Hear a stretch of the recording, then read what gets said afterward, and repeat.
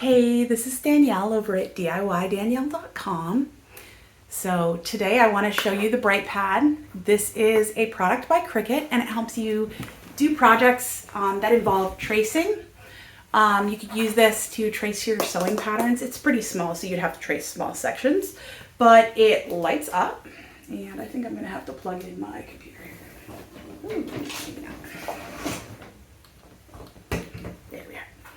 Okay, so it lights up different amounts. Excuse my camera or my light in the background. So it lights up so you can more easily draw, trace, whatever on the screen. So this is a really nice item to have. Again, you can use it to copy your patterns. If you buy sewing patterns for clothing, sometimes you have to trace like the different sizes. So this would be a good thing to do it on. A little hard with the big size patterns, but for small patterns like baby clothes, it would be excellent, or underwear, small items, that sort of thing. So you can use it for tracing. You can use it for, what else was I gonna say? There was one more thing. Oh, for Cricut stuff. So if you are trying to weed your Cricut items, it makes it a little bit easier to see. Depending on, you know, which vinyl, it'll show up a little bit better.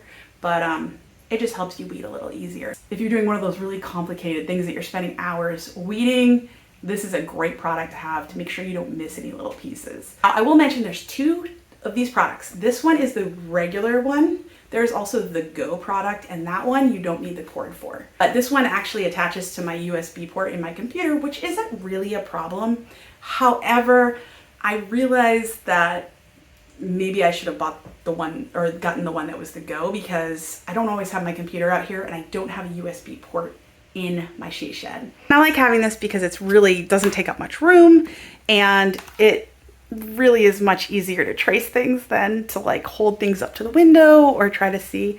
It's just a little bit faster. Okay, let me show you how this works.